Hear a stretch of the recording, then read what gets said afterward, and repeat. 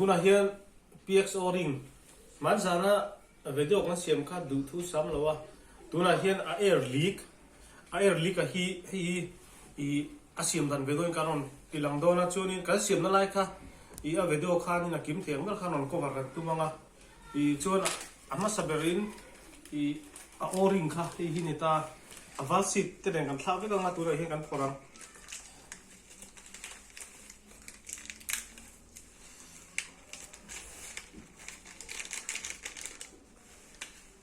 hi aval sit ani ta chuan hi valve oring hi ammeter bula oring lian kha hi tanki oring hi pot tanki oring ani ta ti ho ne hui chu chambar oring ti velte ani hloma ti ho chu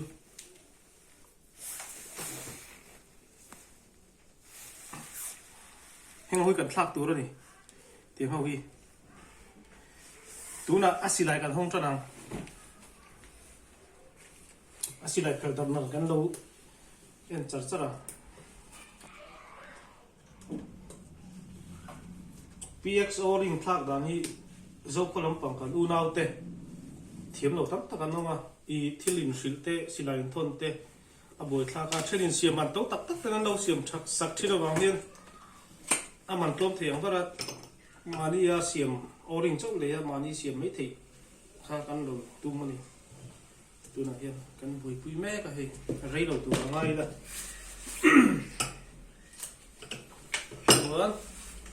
kan hong le nga hi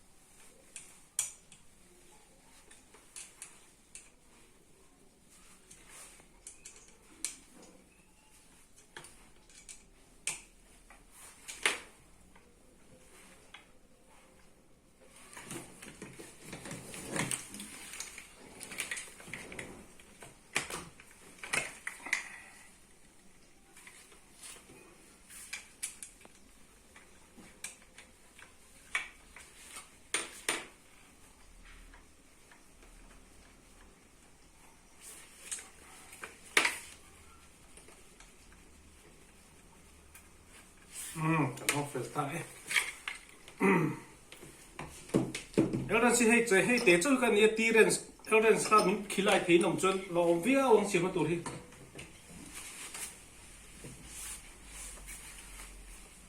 kan hong mo pang tu na hian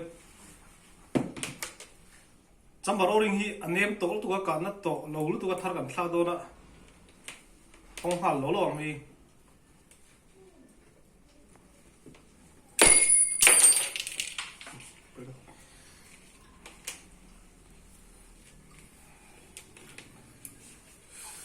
chuan kan ti deuh mo pang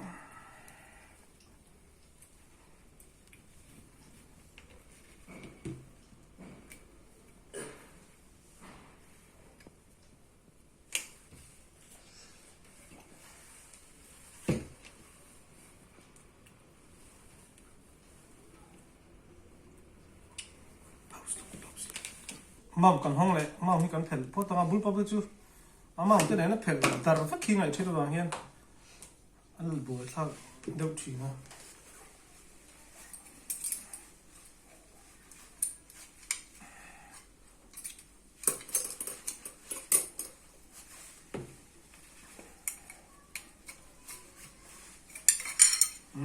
ba ra kan son thla a tu na me taren eng ma om to lo hi a eng a thleng to a ni thona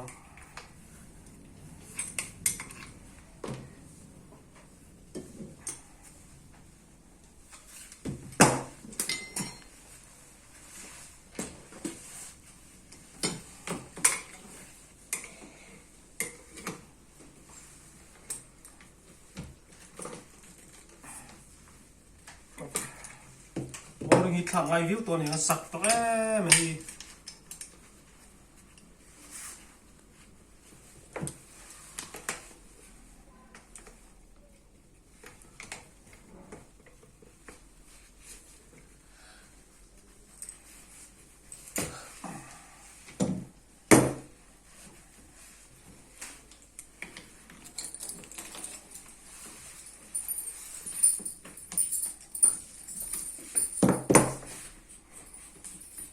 có phần tùng nấu ra nấu lắc thuần duy đấy ha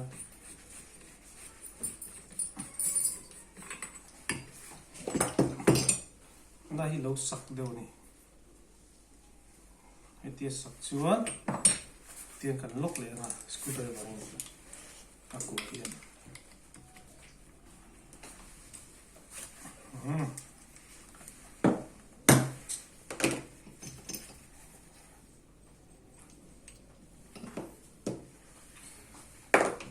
là hiền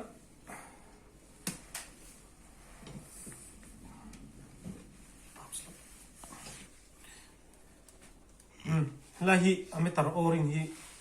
kan thlak kan prop chuk ma support anga oring thara uzung chu hilam han oma tan hlui kan da ang ta hian poimo oninga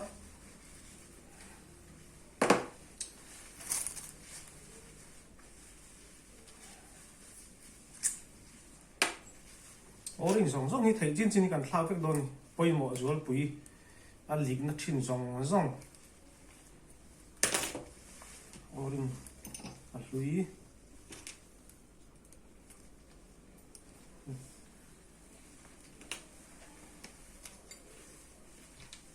chon hetami hi ametar ha was englo khanita wasar zu englo tu air block control tu khanita hi a chedu em hi hertai lo lu tu line air leak thina hi poimo ema hei pe chu thak ngai hi a per chedek to hi hemi oring hi hei ni hei ai nang lo ni hei a per to hei chu thiam mai ngai hu khan hi a per vek to ni hei ta lui ho chuan hei kan phor liang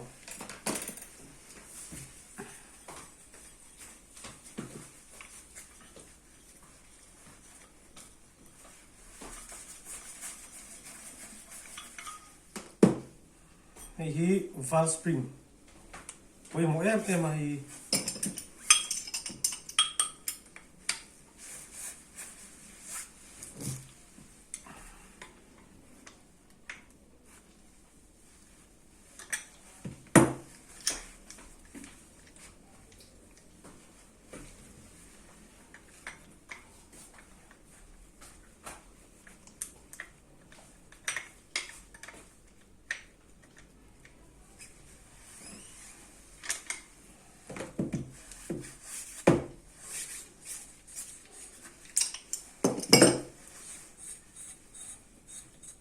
check ngay cái nghe chú er likin hemi oring hi aram vek thina hi hei px oring thlakin a valve mo thla lo tu ni hi lai oring ka khel chu ta kha thlang ngai tu check ngai tu te khanin a pai de lampang chu kan zo tu na a in lampang an bei le ang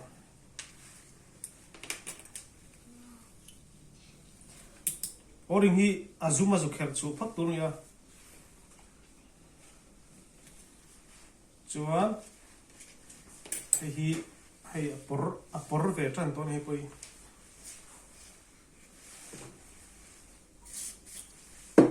chuan hei hi kan lo tanga tian kan lo sanga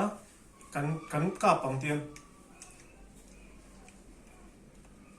kap thei to spring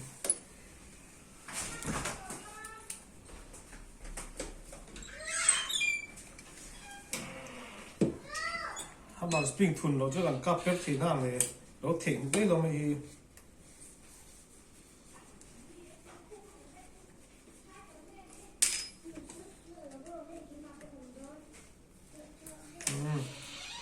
tian kan lo tanga tian kan kap pe ranga hei ron dok zuk anga chuan kumi aval fu chu kan ker chuk le a theda hi ron dok zuk thina hi ron dok zuk thei dawa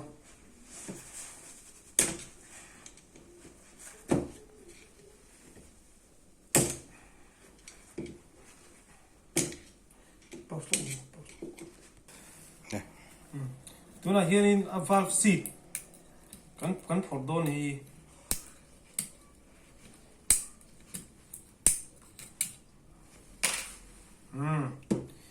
hei hi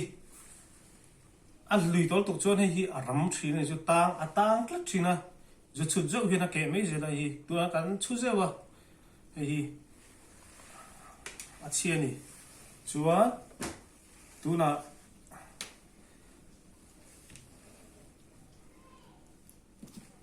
lai phải đâu rồi phải ngay bol lo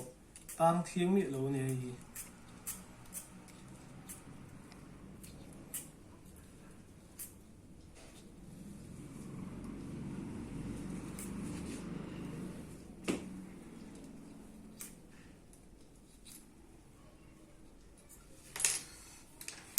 phải hard tu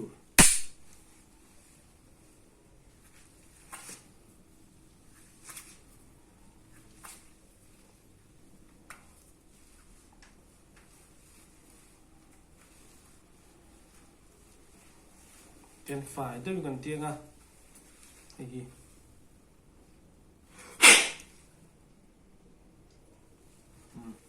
cái gì tiền phải học tu này gì chuan a valve kan thun kan siam ma sapotang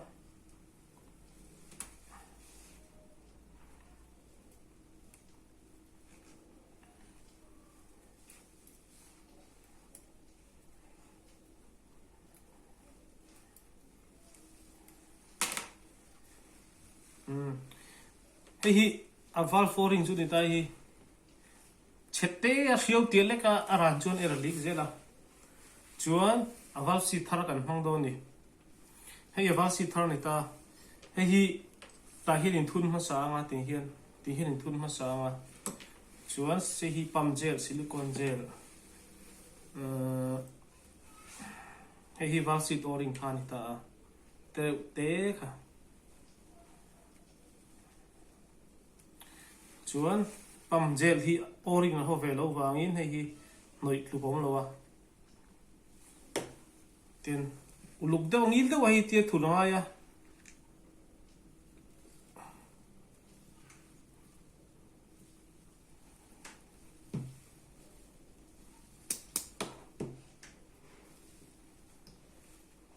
ti khan a valve seat chu kan thun zowa chuan a valve o-ring hei hi ngai le ta hei hi LRS in kan ju khol rual anga LRS te hian tian rual deuhin chuan heta o-ring kha chiat to wangin a thar kan hmanga hei hruk fai thei chang hruk fai tlubawm lowa hruk fai zet hi tha fai har tur ni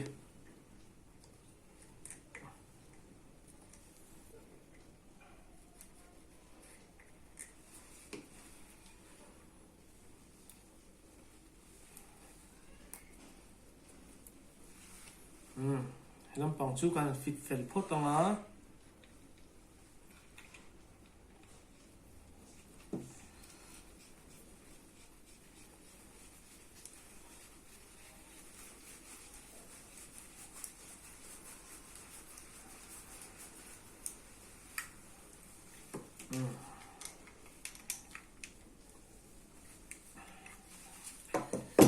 chuan ametar hi ametar oring hi aram du khop mai hi ametar an lik na sa thina hi ta hian oring kan vu alenga chuan hetami hi kan tilenga oring mum te hi hetami hi ni ta nachina kan huk tak per deuh kha ni tai hi poimo hetai hetatrang hian I era lik thin ta ni chu I adanga lik mi lo khan ametar tang hian hi tai siampon khutia siampo khonin hei ta khonin hei lampang hi ametar ni ta hela pa hian in ateng ki chung ta hian in hei om le ta hei tight overload tool tight tok chi ku thian a thiam mai tur anga ila hei air block tu ni ta teng ki chung air block tu chuan teng khan hei a field prop hemi akot zone lo na u sar khan ta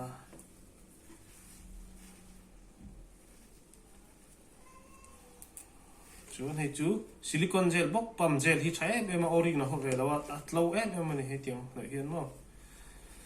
chuan teng khan ta hi atang kai na chu px a khan kan ka khan ritling om thin ta ritling om thin kha ka zonga rit om thin ha hi ateng chu kan hnonga hemi hi ti hianin steel ri thalu tuka hei kan hno lu tanga chuan hi alai ve la hian kan da don ni helai ve la hian ting khan ritling kha on to don lo ni ting khan mo smooth to ke on pha don ni chuan hei chu kan rem pu manga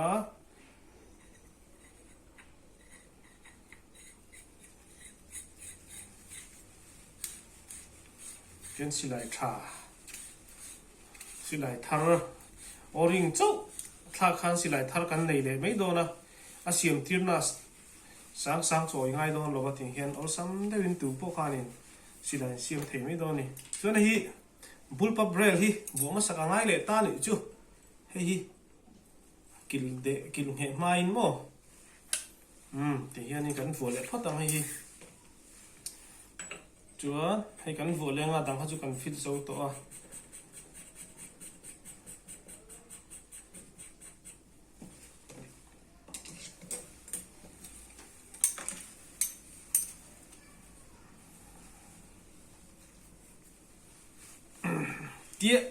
tia kan ti ba khi chu angai vak lo ang het lutuk hei chu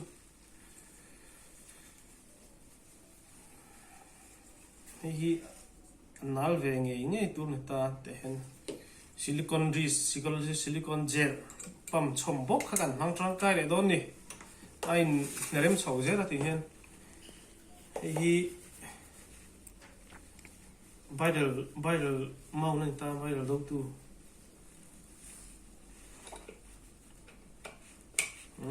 chu na metar hi kan vu lenga metar chu la sa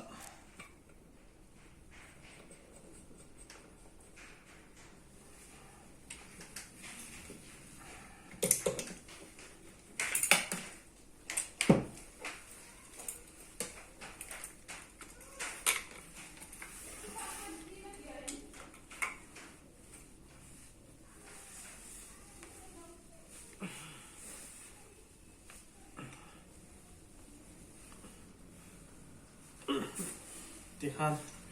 helam kam chu kan so ba ti zong khan ni me chu na bai del la am bai da kan kal le chamber oring kan thlak le kan kher chu le hi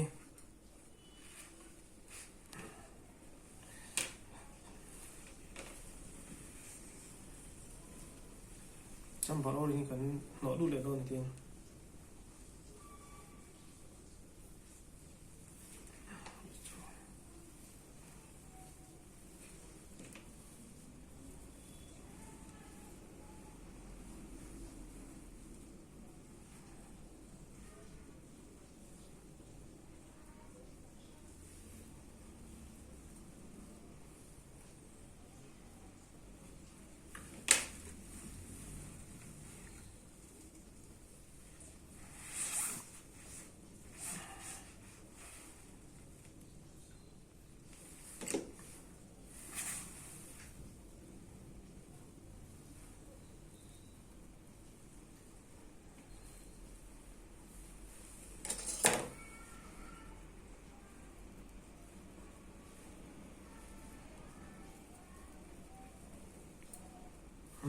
chăm phá oring dấu lệ hi cần kết chúc liang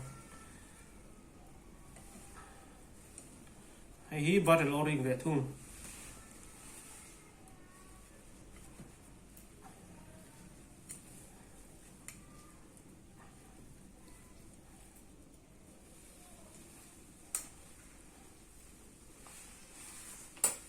battle oring hay bắt nhị hi ta oring cần mang dấu đôi vết mấy à oring thlak ngay lâu tâm này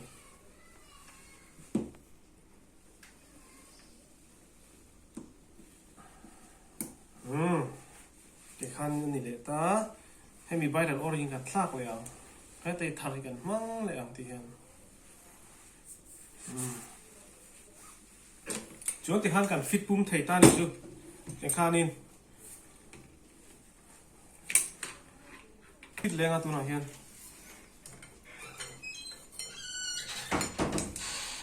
silicon gel tu nào cần nổi lên á hay khi chạy em mấy này oring là không phải là silicon gel pump trong hi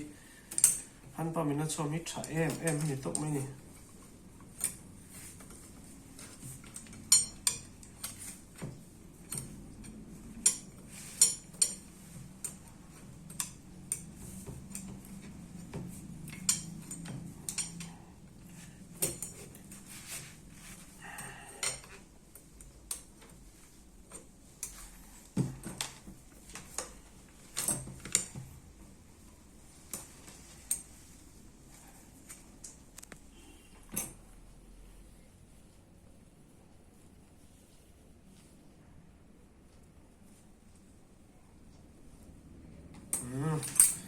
they can't hate you